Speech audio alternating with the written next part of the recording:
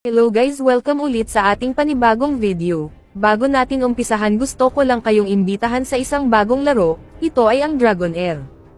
Isang role-playing games na napakaganda ang graphics, at ang quality ng almost 200 hero character dito ay malupit.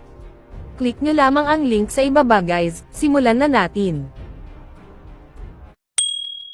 Isang ulilang lalaki ang nag-reincarnate bilang anak ng isang noble. Hindi nagtagal, nalaman niya ang hindi sadya ng pagkamatay niya. Ginawa siyang vessel ng mga god at binigyan ng godlike powers at iminax out ang lahat ng status niya. Si Sheena ay isang binatang lalaki na naglalakad papuntang store ng gabi.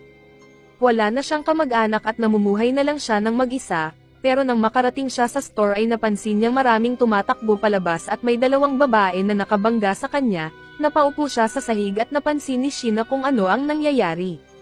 May isang kriminal ang may dala ng kutsilyo, iminagayway nito ang kutsilyo sa harapan nila at sinabing papatayin niya ang dalawang babae.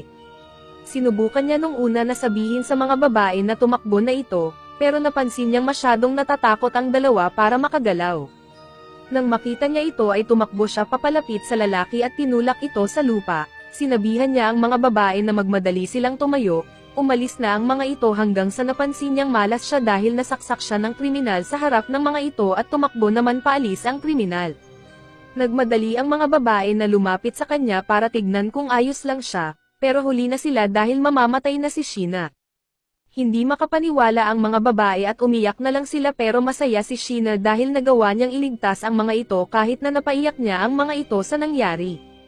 Nagising siya sa isang magandang kwarto habang nakahiga siya sa kama nito. Akala niya ay nakaligtas siya at nasa private hospital lang, pero nang tumingin siya sa paligid niya ay nakakita siya ng maid at isang hindi kilalang babae.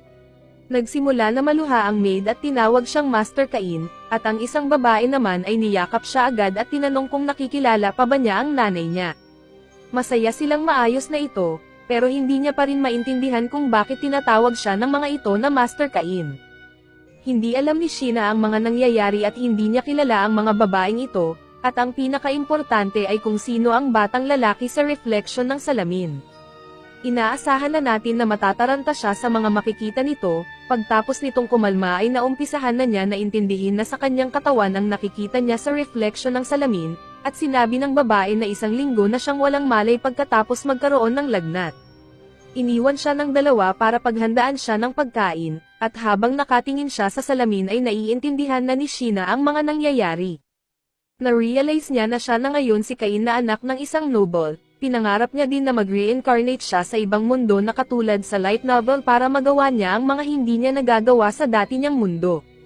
Tinignan niya ang loob ng kanyang pants at nahuli siya sa ganoong pwesto ni Sylvia at tinignan siya nito para makita kung nakaihi ba ito. Pinakain siya ni Sylvia at kinukwentuhan tungkol sa buhay niya. Nalaman niya na pinanganak siya bilang isang noble na pinamamahalaan ang Gracia Territory at siya ay pangatlong anak ng namumuno sa Silford. Kinarga siya nito para padighayin. Nalaman niya din na mayaman ang pamilya nila at meron siyang dalawang kapatid, isang babaeng kapatid at isang stepmother.